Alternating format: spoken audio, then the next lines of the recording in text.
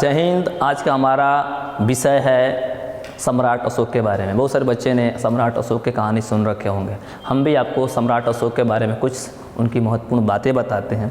चलिए मैं एक बेसिक चीज़ बता देते हैं कि हमें जो है सम्राट अशोक के तरह ही सोचना चाहिए और काम को करना चाहिए। क्या उनकी अच्छी बातें हैं आज हम आपको सामने रख रहे हैं। एक क्लास 6 का इतिहास का क्या है विषय है और इसमें बताया गया कि कैसे सम्राट अशोक जो थे एक महान से महान एक जो है राजा हुए और उनको कैसे अनोखा राजा कहा गया, इसी के बारे में हम लोग क्या करेंगे, बातें करेंगे। चलिए तो सबसे पहले हम उनको बता देते हैं महानतम के बारे में कि उन्होंने युद्ध का परित्याग कर दिया था। क्या कर दिया था? युद्ध, यानी कि वार वो नहीं करेंगे। तो आप ऐसे मत समझिए कि वो युद्ध का परित्याग कर दिए थे तो वो कमज़ोर थे, नहीं, वो काफ़ी महान और काफ़ी बुद्धिमान विवेकशील क्या थे, एक राजा थे। आइए उनके बारे में पढ़ते हैं। तो देखिएगा सबसे पहले बात करते हैं कि अगर वो बात किया जाए अशोक सम्राट के बारे में तो उनका जो वंश था, डायनेस्टी था, वो आपका जो है मौर्यन वंश से थे और उनके दादाजी का नाम क्या था? चंद्रगुप्त मौर्य था। क्या नाम था? चंद्रगुप्त क्या मौर्य। और उनके पिताजी का नाम बिंदुसार था और उनका नाम क्या था? अशोक था। तो अशोक के दादाजी का क्या नाम हो गया? चंद्रगुप्त मौर्य। और उनके पिताजी का क्या नाम हो गया? आपका जो बिंदुसार, याद रखिएगा। और इन्हीं के बारे में हम क्या करते हैं, पढ़ाने जा रहे हैं। ये देखिएगा, एक आपने इसका भी बहुत सारे जगह इसका आपने जो है इस पिक्चर को देख रखा होगा। ये भारत का क्या है? चिन्ह है, अशोक स्तंभ इसे कहा जाता है। क्यों कहा जाता है कि इस तरह के अशोक स्तंभ, इसलिए इसका नाम अशोक स्तंभ पड़ गया कि इस स्तंभ को बनाने वाले जो राजा थे वो क्या थे?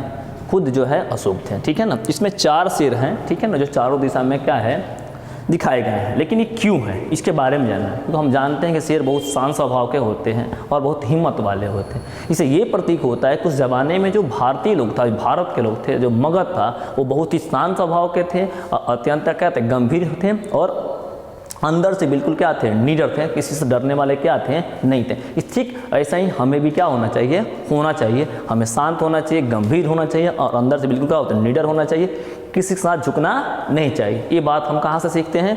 अशोक से सीखते हैं। ओके, अब हम बात करते हैं कि कहानी आज से लगभग 2300 साल पहले की है, जब चाणक्य की सहायता से चंद्रगुप्त मौर्य ने जो है भारत पर क्या किया था, घनानंद के साम्राज्य को ख़त्म करने का काम किया था।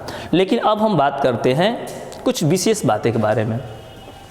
अगर हम लोग सम्राट अशोक की बातें कर लें तो सम्राट अशोक जो है हृदय परिवर्तन के लिए जाने जाते। क्यों जाने जाते थे? आपको पता होना चाहिए कि जो कलिंग राज्य था, जो कलिंग की बात कर रहे हैं, आज का जो उड़ीसा है, क्या उड़ीसा को आज के डेट उस समय में कलिंग के नाम से जाना जाता था।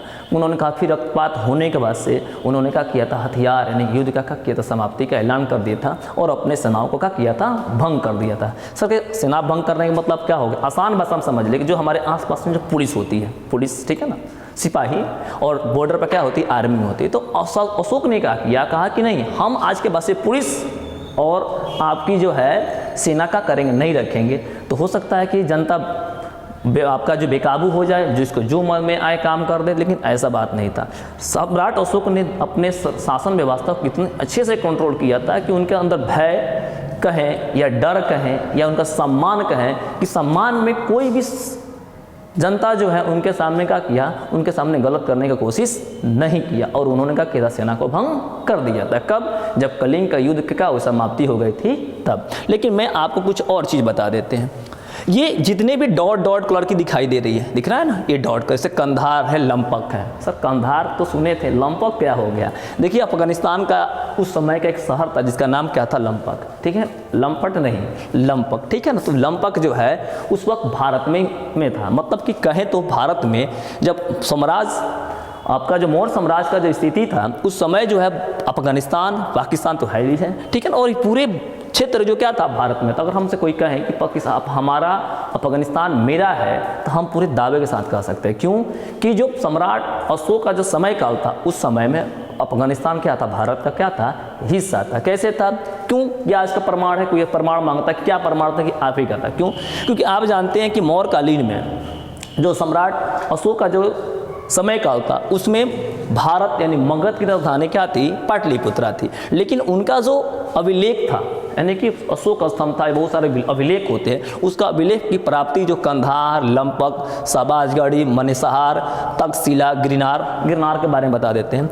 जो आज का गुजरात है ना, क्या आज का गुजरात, उस समय इसका नाम क्या था? गिरनार था। आ गई बात समझ में? मैं आपको और बता दूं, जैसे आज के डेट में भारत के क्या कुछ प्रमुख शहर हैं, सिटी हैं, जैसे कि मान के चलिए दिल्ली हो गया, मुंबई हो गया, आपका जो बेंगलोर हो गया, कोलकाता हो गया, ये भारत की क्या है? प्रमुख सिटी में से एक है। चेन्नई हो गया। ठीक उसी समय जब मौर्यकालीन समय था, तो उस वक्त जो है भारत यानी मगध का सबसे प्रमुख शहर कौन कौन से थे? तो उस वक्त सबसे प्रमुख जो शहर थी वो आपका तक्षशिला था, उज्जैन था, पाटलिपुत्र था। जो आपने देखा हो, सुना होगा कि जो चाणक्य, जिनको हम लोग जो है कौटिल्य के नाम से जानते थे, उनकी जो शिक्षा व्यवस्था जो थी, उन शिक्षा ने ग्रहण किया था, और दुनिया का जो सबसे प्रथम जो है विश्वविद्यालय है, यानी कि इंग्लिश में कहते हैं first university of the world जो है, वो कहाँ स्थित है? तक्षशिला में है। अफसोस की बात यह है कि भारत के बंटवारे के बाद से ये जो विश्वविद्यालय है ये कहाँ चली गई? पाकिस्तान में चली गई। ठीक है ना? अगर हम लोग फिर एक बार कस के जोड़ लगाएं तो पाकिस्तान को भी अपने मिला लें, वो तो अच्छी बात है, लेकिन क्या कीजिएगा, नहीं लिया जाए, अच्छी बात है। ठीक है ना? चलिए, तो उस वक्त जो बात की करते हैं, तो ये आपका जो है कलिंग, तब का इसका नाम कलिंग था। आज इसको क्या करते हैं? उड़ीसा के नाम से जानते हैं। ठीक है ना? तो ये उस युग के प्रमुख क्या थे? स्थल है। और ये आपके जितने भी रेड कलर के दिखाई दे रहा है, जैसे लुम्बिनी हो गया, रामपुरवा हो गया, लौरिया हो गया, सारनाथ हो गया, कौशाम्बी हो गया, रूपनाथ, सांची, गुज्जर, उज्जैन, पुनगुरिया, गिरनार, सुपारा, सनाती, मस्की, एरागुडी, ब्रह्मगिरी, कालसी, टोपरा, मेरठ, बाहपुर। देखिएगा, बाहपुर की बात कर लेते हैं। तो बाहपुर क्या है? जो आज का जो दिल्ली है, क्या? दिल्ली। अशोक के समय काल में इसका नाम क्या था? बाहपुर था। ठीक है ना? और हम पूरे दावे के साथ कह सकते हैं कि जितने भी इसमें रेड कलर की जो डॉट डॉट दिखाई दे रहा है, ये वो जगह है जहाँ पर सम्राट अशोक के जो स्तंभ और क्या होते हैं अभिलेखों की क्या हुई है? प्राप्ति हुई है, जो मैंने बात आपको बताया। तो यहाँ पर जो आज के जो गिरनार दिखाई दे रहा है, तब का इसका नाम आज के तब ये जो दिखाई दे रहा है गिरनार जो है, आज इसका नाम हम लोग जो है गुजरात के नाम से जानते हैं, तब का इसका नाम क्या था? गिरनार था। ओके।